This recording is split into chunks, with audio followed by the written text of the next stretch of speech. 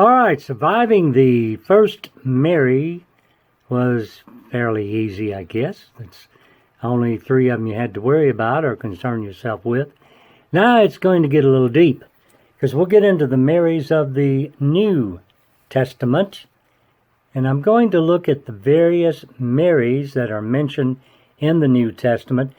I'm going to do this without getting involved into a lot of deep theological debate. What I'm saying will come a little more apparent to you later on. I'm going to try to prevent getting confusion here by simply presenting the information that we know and that we can confirm. There are a lot of traditional tales, legends, various church doctrines that concern the Marys that are found in the Bible. And we are disciples, so our motto has always been, speak where the Bible speaks and be silent where the Bible is silent. And since we're using the Bible as the primary resource, with a little help from other records, I'm going to avoid a lot of that theological debate, simply because it's debate. It's not biblical or scripturally found. And what I'm going to do is cover, first of all, the minor Marys. Minor, I mean the ones of lesser mention. Not that they're minor in terms of they're not important. Obviously, there is some importance to them, or they wouldn't be listed in the Bible. And then we'll get into the major Marys, the Mary of Bethany, Mary Magdalene, and Mary, of course, the mother of Jesus. Now, Paul, in the book of Romans, writes of a Mary in the Christian community in Rome. She was known for her service to the church there. She's mentioned in Romans chapter 16, verse 6. And in that particular passage, Paul gives a list of people who have served or are serving in that church, who have helped him and who have helped the church. Mary's name is listed in verse 6. It's the only time her name's ever mentioned. That's the only information we ever have on this particular Mary. Next, there is a Mary who is the mother of John Mark, or simply Mark, as we best know him. It's the same Mark who was associated with the second book of the New Testament, the Gospel of Mark.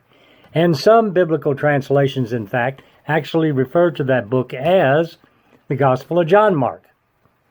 Now, we know in Acts chapter 12, verses 6 through 14, after having escaped jail, Peter went to Mary's house for refuge. And we're going to read Acts chapter 12, verse 6 through 14, and you'll see what I'm talking about.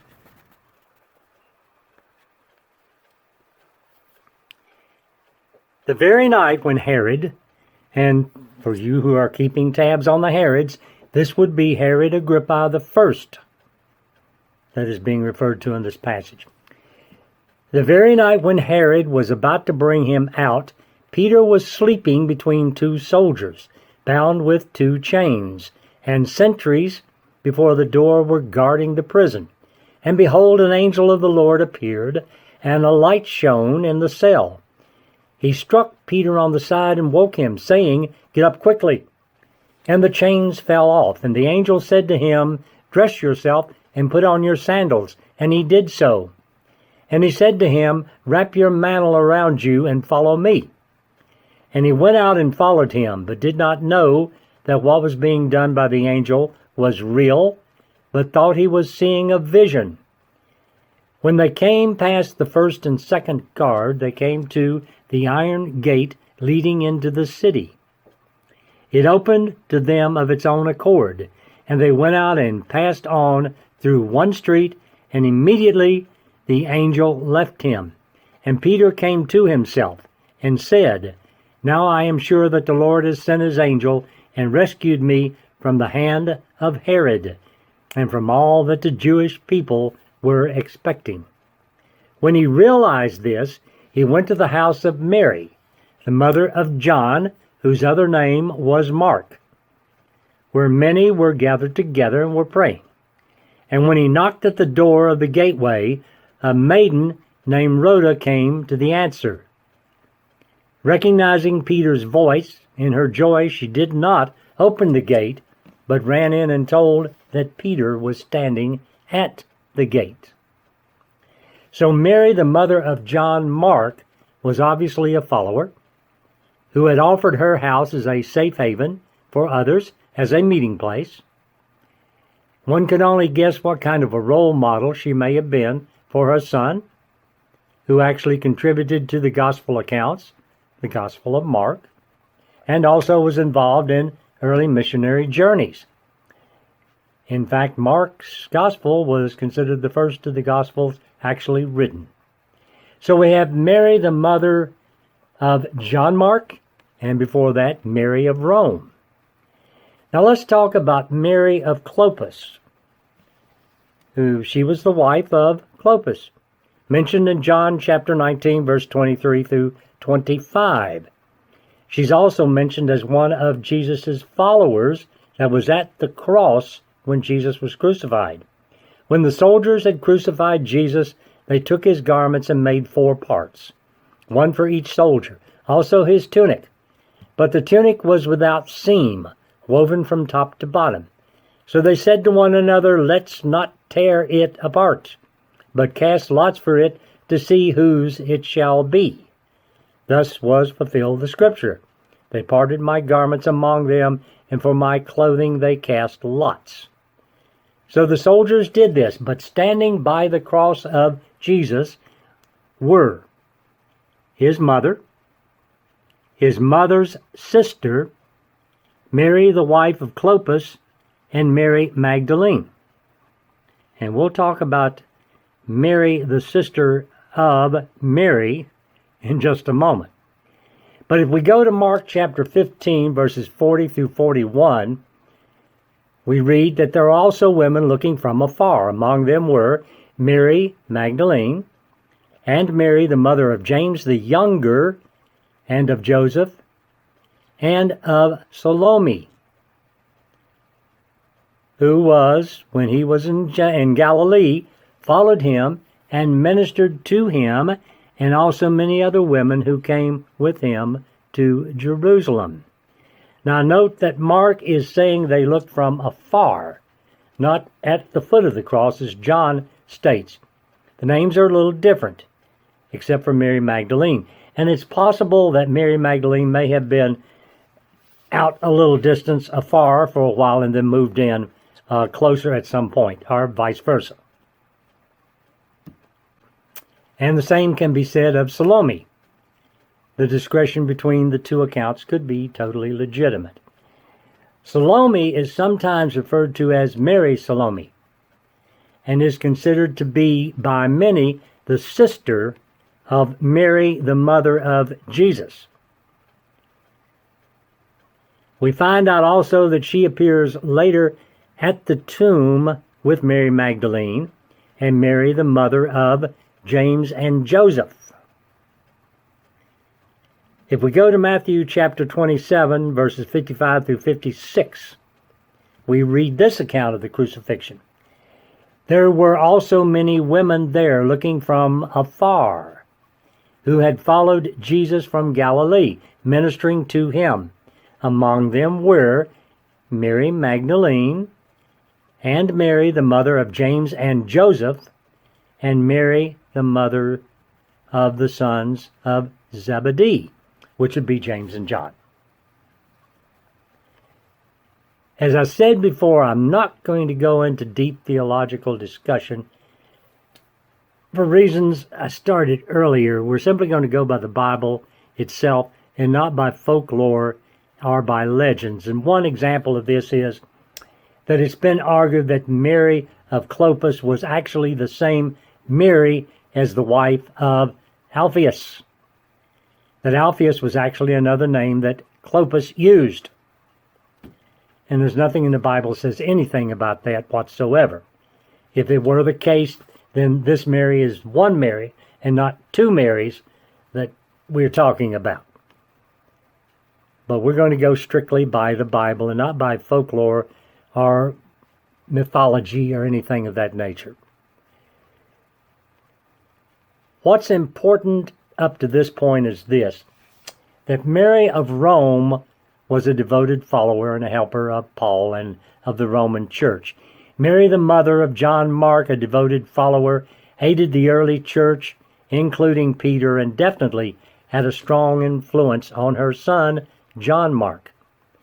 Then Mary of Clopas was not only a devoted follower, but also among the first to hear the good news of the resurrection, as well as witnessing the actual crucifixion itself. Mary, the wife of Alphaeus, was the mother of James, or James the Younger, or James the Lesser, as he sometimes is called.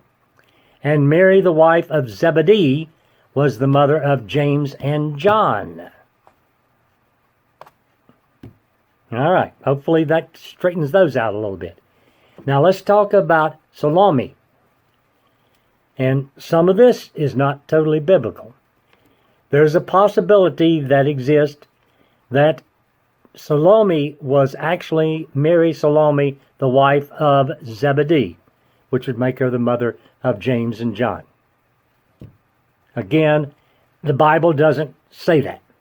So we're simply going to say for the time being there were two different Marys. She is mentioned 4 different times in the New Testament.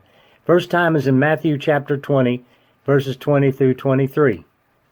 And we know that she worshiped Jesus from Matthew chapter 20, verse 20. And it can be assumed that she knew Jesus well enough that she didn't hesitate to go to him and talk to him directly. In fact, it's considered that she may have been the Mary that went and asked if their 2 sons, James and John, could sit on the right hand of Jesus in eternity, if it's one and the same Mary. Again, yeah, we're going to go by the Bible, and it doesn't really clarify that that is the case. We see Salome at the crucifixion. Now when the centurion and they that were with him, watching Jesus, saw the earthquake and saw these things were done, they feared greatly, saying, Truly this was the Son of God. Also in Mark chapter 15, verse 40, there were also women looking from afar, among them Mary Magdalene, Mary the mother of James the Lesser and of Joseph, and that's Mary of Clopas, and Salome.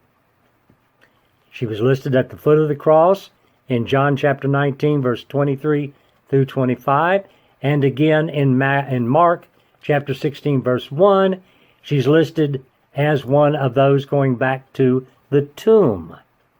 And when the Sabbath was passed, Mary Magdalene and Mary the mother of James and Salome had brought spices that they might come and anoint him.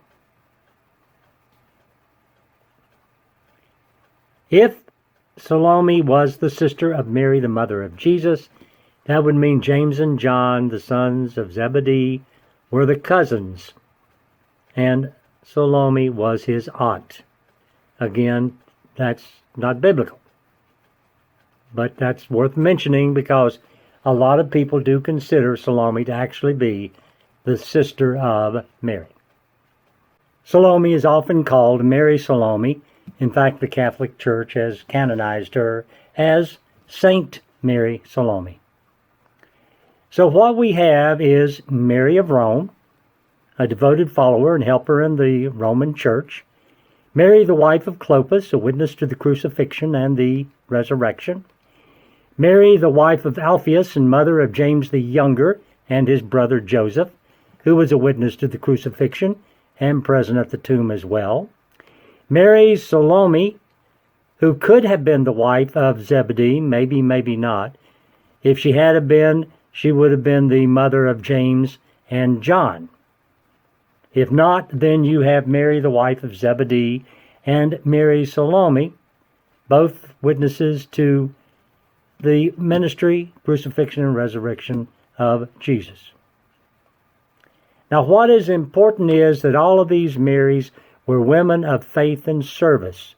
Their love, their devotion to the faith and to Jesus, and their regards for all that he did are extremely important, because without them, it would have been very difficult for the early church to have been possible. And we'll stop there today. And I'm not going to swear I've totally resolved all confusion. But if I haven't, go back and play this over again and see if that clears it up.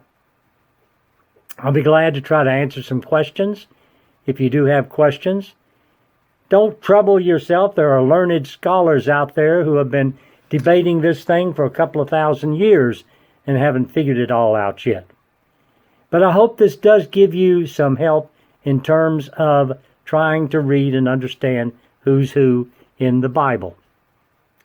Now, we got 3 Marys that are left, and these are important ones, and it's going to be a lot easier than where we've been. You've got Mary of Bethany, who is the sister, of course, of Martha, and also of Lazarus. You've got Mary Magdalene, which is an interesting story. And you've got Mary, the mother of Jesus. So the next time, we'll take a look at one of these, at least. Until then, I'm Larry Childress for Crestwood Christian Church. Great having you with us.